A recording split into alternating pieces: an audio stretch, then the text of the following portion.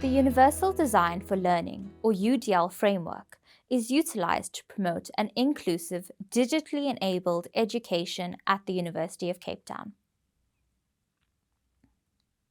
So, what value is added by Universal Design for Learning? Universal Design for Learning offers a research based framework with a set of clear guidelines to follow in order to improve and optimize teaching and learning for equitable and inclusive learning. Since UDL is underpinned by research in the field of neuroscience, applying the framework during a course redesign helps to build in ways that improves the learning experience and outcomes for all students. UDL guides our practice during course redesign to ensure we give all individuals an equal opportunity to learn, not only for students who come from diverse contexts with different learning needs, but also for those who have disabilities. Illustrated by three principles, it accomplishes inclusivity by incorporating flexibility in how information is presented, how students are supported in voicing their evolving knowledge and expertise, and how students are involved in the learning educational environment. So, what does UDL look like in practice? Let's meet Lance, a tutor in the Center for Theatre, Dance and Performance. In the first example, Lance shares how they used Jamboard to facilitate an intervention where there was a lack of engagement on VULA and poor attendance at tutorials. So the first example that you see on your screen is Jamboard. So basically, I did this exercise in week 5 of the semester because of a frustration on my part for the lack of engagement by students, specifically in my tutorial group, not necessarily in the whole course. And the non-engagement was in the form of not attending, the synchronous sessions that we have, not engaging with the activities that we have on the Vula side, not submitting assignments. And it was quite a build-up of non-engagement to get to this Jamboard activity, which was in essence an intervention. So the strength of this particular activity was that students were encouraged to voice their experiences as well as their frustrations and concerns and suggestions. And the activity essentially encouraged them to practice the autonomy that they already have.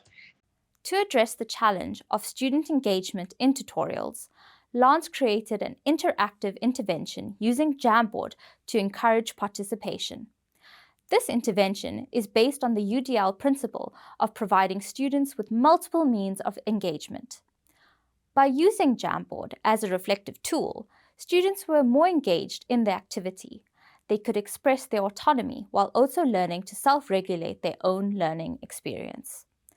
Most importantly, they were able to heighten their experience by giving Lance the feedback needed to improve the learning process. In the second example, Lance shows how Twitter was used as a creative channel to reflect at the end of tutorials. So Twitter was used to encourage reflections on student learnings in the course. It was implemented at the start of the semester, also specifically with my group.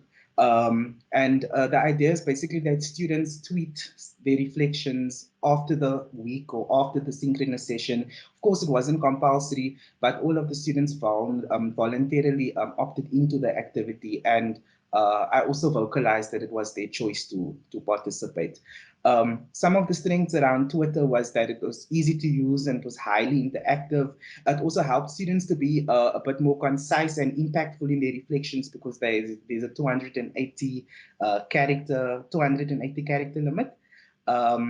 It also provided opportunity for real-time discussion in the sense that I could share my screen and some of the reflections would pop up and we could speak about the reflections as they came in. And then an important strength in Twitter was that it was embedded in this sort of dynamic of making learning relevant to students' needs and wants. And without generalizing, the students in my group have found me a bit more relatable if I speak about, social media trends, or if I use, Gen Z orientated colloquialized language or slang. Lance also used Twitter as a reflective exercise tool for their students. Lance instructed students to create a Twitter account where they had to compose 3 tweets on how they interacted with the week's content using text and multimedia such as memes. Under the guideline of expression and communication, this allows students to create and share ideas using a different platform to express their creativity, enabling them to attain their learning goals.